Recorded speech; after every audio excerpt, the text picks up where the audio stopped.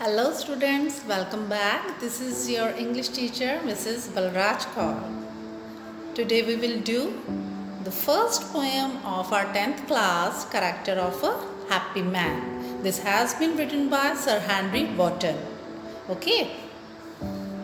सो बेटा सब तो पहला असी टाइटल ਨੂੰ ਸਮਝਾਂਗੇ ਕਿ आखिर टाइटल की है character of a happy man character मीनस चरित्र ਆਪਾਂ ਕੀ ਕਰਨਾ ਹੈ हैप्पी मैन ਜਿਹੜਾ ਖੁਸ਼ਕਿਸਮਤ ਆਦਮੀ ਹੈਗਾ ਉਹਦੇ ਚਰਿੱਤਰ ਬਾਰੇ ਪੜ੍ਹਨਾ ਹੈ ਕਿ ਉਹਦੇ ਚਰਿੱਤਰ 'ਚ ਕਿਹੜੇ ਕਿਹੜੇ ਗੁਣ ਨੇ ਇਸ ਪੋਇਮ ਵਿੱਚ ਅਸੀਂ ਇੱਕ ਇੱਕ ਕਰਕੇ ਉਹਦੇ ਗੁਣਾਂ ਦਾ ਜ਼ਿਕਰ ਆਏਗਾ ਉਹ ਅਸੀਂ ਪੜਾਂਗੇ ਠੀਕ ਹੈ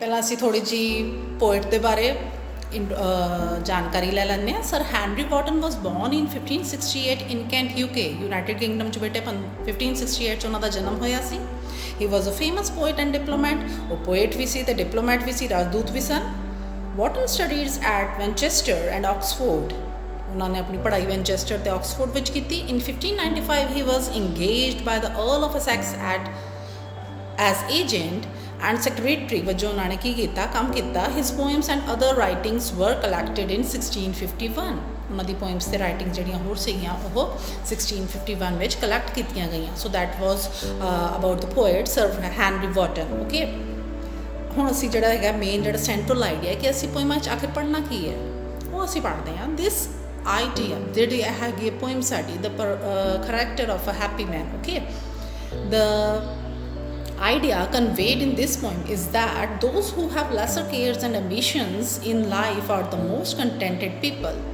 ਜਿਹੜਾ ਕੇਂਦਰੀ ਭਾਵ ਹੈ ਪੋਇਮ ਦਾ ਇਹ ਹੈ ਕਿ ਉਹ ਲੋਕ ਜਿਨ੍ਹਾਂ ਦੀ ਇਸ ਉਹਨਾਂ ਦੀ ਜ਼ਿੰਦਗੀ ਵਿੱਚ ਠੀਕ ਹੈ ਇੱਕ ਤਾਂ ਉਹ ਪਰਵਾਹ ਘੱਟ ਕਰਦੇ ਨੇ ਉਹ ਲੋਕ ਜਾਂ ਜਿਨ੍ਹਾਂ ਦੀ ਐਂਬੀਸ਼ਨਸ ਜਿਨ੍ਹਾਂ ਦੀ ਇੱਛਾਵਾਂ ਘੱਟ ਹੈਗੀਆਂ ਉਹ ਸਭ ਤੋਂ ਜ਼ਿਆਦਾ ਕੀ ਹੈ ਸੁਖੀ ਨੇ ਤੇ ਸੰਤੁਸ਼ਟ ਨੇ ਕੰਟੈਂਟਡ ਮੀਨਸ ਉਹ ਸੰਤੁਸ਼ਟ ਨੇ ਕਿਉਂਕਿ ਸਾਡੀ ਜਿਹੜੀ ਅਸੀਂ ਦੁਖੀ ਕਿਉਂ ਹੁੰਦੇ ਹਾਂ ਕਿਉਂਕਿ ਸਾਡੀਆਂ ਇੱਛਾਵਾਂ ਹੀ ਬਹੁਤ ਹੁੰਦੀਆਂ ਇੱਕ ਅਸੀਂ ਚਿੰਤਾ ਬਹੁਤ ਕਰਦੇ ਹਾਂ ਜੇ ਦੋ ਚੀਜ਼ਾਂ ਨਾ ਕਰੀਏ ਤਾਂ ਆਪਣਾ ਜੀਵਨ ਵੀ ਜਿਹੜਾ ਸੁਖੀਮय ਜਿਹੜਾ ਹੈਗਾ ਉਹ ਹੋ ਸਕਦਾ ਹੈ those who are truthful and modest and do not fall a prey to pride and vices and have faith in God and honesty are truly happy ਉਹ ਕਿਹੜੇ ਬੰਦੇ ਨੇ ਜਿਹੜੇ ਕਿ ਟਰੂਲੀ ਸੱਚ ਵਿੱਚ ਹੈਪੀ ਨੇ ਜਿਹੜੇ ਕਿ ਟਰੂਥਫੁਲ ਨੇ ਜਿਹੜੇ ਕਿ ਸੱਚੇ ਨੇ ਮੋਡੈਸਟ ਨੇ ਨਿਮਰ ਨੇ ਬੜੇ ਹੀ ਪਿਆਰ ਨਾਲ ਮਿੱਠ ਬੋਲਣੇ ਨੇ ਠੀਕ ਹੈ ਮਿੱਠਾ ਬੋਲਦੇ ਬਹੁਤ ਐਂਡ ਡੂ ਨਾਟ ਫਾਲ ਅਪਰੇ ਤੇ ਕਾਹਦਾ ਸ਼ਿਕਾਰ ਨਹੀਂ ਹੁੰਦੇ ਹੰਕਾਰ ਦਾ ਸ਼ਿਕਾਰ ਨਹੀਂ ਹੁੰਦੇ ਫਾਲ ਟੂ ਪ੍ਰੇ ਮੀਨਸ ਕਿਸੇ ਚੀਜ਼ ਦਾ ਸ਼ਿਕਾਰ ਹੋਣਾ ਠੀਕ ਹੈ ਹੰਕਾਰ ਦਾ ਨਹੀਂ ਸ਼ਿਕਾਰ ਹੁੰਦੇ ਜਾਂ ਉਹਨਾਂ 'ਤੇ ਉਹ ਚੀਜ਼ ਹਾਵੀ ਨਹੀਂ ਹੁੰਦੀ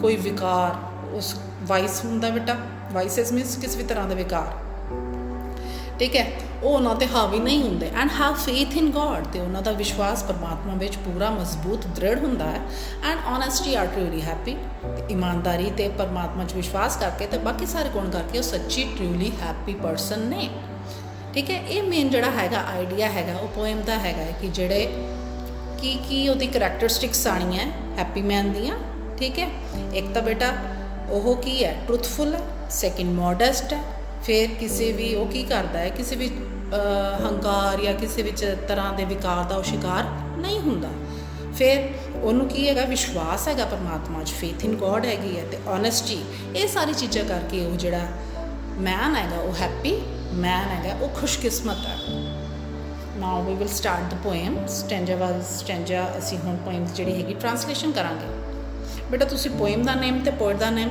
ਉਹ ਸਪੈਲਿੰਗ ਚੰਗੀ ਤਾਂ ਤੁਸੀਂ ਲਰਨ ਕਰ ਲੈਣਾ ਕਿਉਂਕਿ ਜਿਹੜਾ ਸਟੈਂਜੇ ਵਾਲੇ ਕੁਐਸਚਨ ਹੈ ਉਹ 'ਚ ਤੁਹਾਨੂੰ ਇਹ ਕੁਐਸਚਨ ਆਉਂਦਾ ਹੀ ਆਉਂਦਾ ਹੈ ਠੀਕ ਹੈ ਨੇਮ ਦਾ ਪੋਇਮ ਐਂਡ ਦਾ ਪੋਇਟ ਜੇ ਤੁਹਾਨੂੰ ਲਰਨ ਹੋਏਗਾ ਅਤੇ ਫਿਰ ਤੁਹਾਡੇ ਜਿਹੜੇ ਈਜ਼ੀਲੀ ਤੁਸੀਂ ਆਪਣੇ ਮਾਰਕਸ ਸਕੋਰ ਕੱਢ ਸਕਦੇ ਹੋ so now we start the poem How happy is he born and or taught that served not another's will, whose armor is his honest thought and simple truth his utmost skill.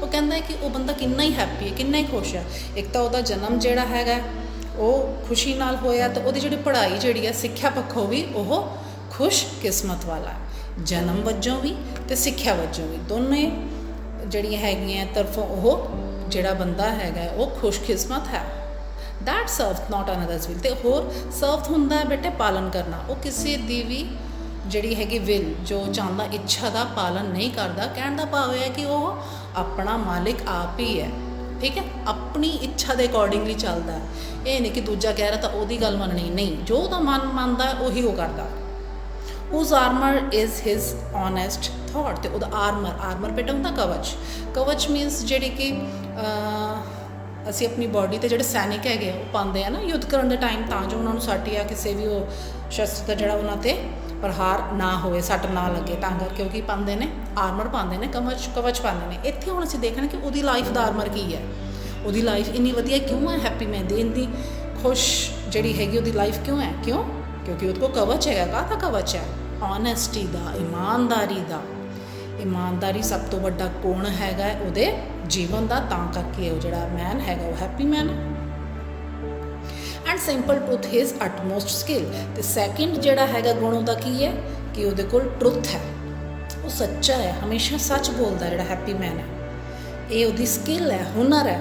ਹੁਣ question ਤੁਹਾਨੂੰ ਕਈ ਵਾਰ ਆ ਜਾਂਦਾ ਹੈ ਕਿ ਬਈ ਕੀ Armour ਹੈਗਾ happy ਮੈਨ ਦਾ ਜਿਹੜਾ ਹੈਗਾ, ਠੀਕ ਹੈ, ਕਵਚ ਕੀ ਹੈ, ਫਿਰ ਤੁਸੀਂ ਆਂਸਰ ਦੇ ਦੇਣਾ honesty is his Armour.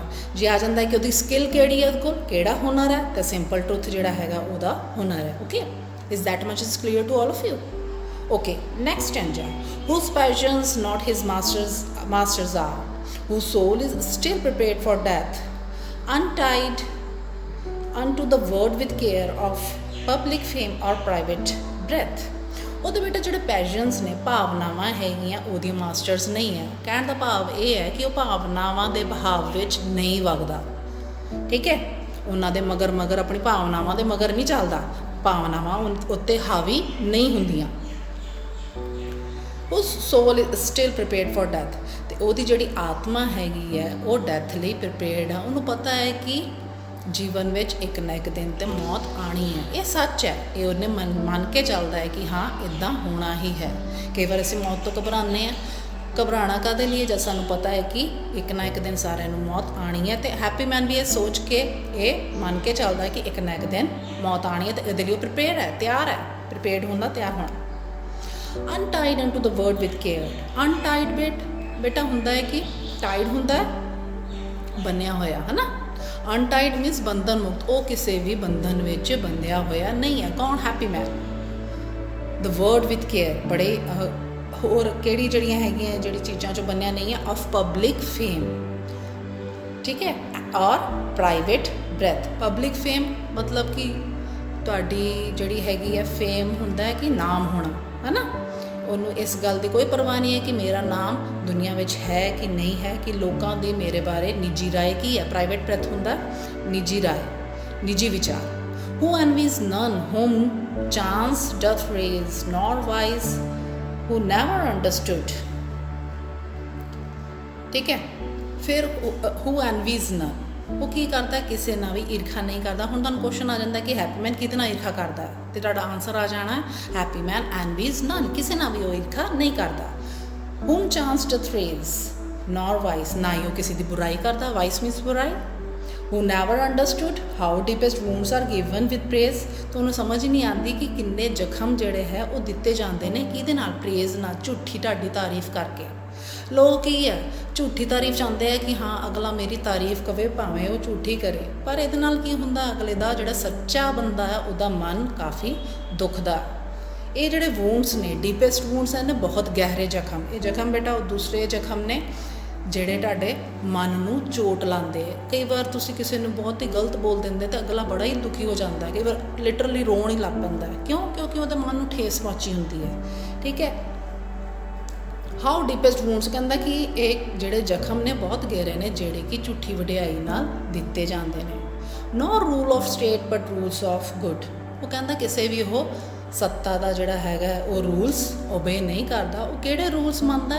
Rules of goodness, ਚੰਗਿਆਈ ਦੇ ਰੂਲਸ ਮੰਨਦਾ। ਹੂ ਗੋਡ ਡਥ ਲੇਟ ਐਂਡ ਅਰਲੀ ਪ੍ਰੇ, ਉਹ ਕਹਿੰਦਾ ਹੈ ਕਿ ਪਰਮਾਤਮਾ ਦਾ ਉਹ ਨਾਮ ਜਪਦਾ। ਲੇਟ ਐਂਡ ਅਰਲੀ ਪ੍ਰੇ, ਲੇਟ ਜਾਂ ਅਰਲੀ ਮਤਲਬ ਹਰ ਸਮੇਂ ਉਹ ਪਰਮਾਤਮਾ ਦਾ ਨਾਮ ਜਪਦਾ ਰਹਿੰਦਾ। more of his grace than gifts to lend, who entertains the harmless day, ਉਹ ਕਹਿੰਦਾ ਉਹਨੂੰ ਪਰਮਾਤਮਾ ਦੀ ਗ੍ਰੇਸ ਚਾਹੀਦਾ, ਪਰਮਾਤਮਾ ਦਾ ਆਸ਼ੀਰਵਾਦ ਚਾਹੀਦਾ, ਨਾ ਕਿ ਉਹਨੂੰ ਗਿਫਟਸ ਚਾਹੀਦੇ ਨੇ, ਮਤਲਬ ਕਿ ਭੌਤਿਕ ਚੀਜ਼ਾਂ, ਠੀਕ ਹੈ, ਜਿਹਦੇ ਨਾਲ ਸਾਨੂੰ ਥੋੜ੍ਹੇ ਟਾਈਮ ਲਈ ਸੁੱਖ ਮਿਲਦਾ।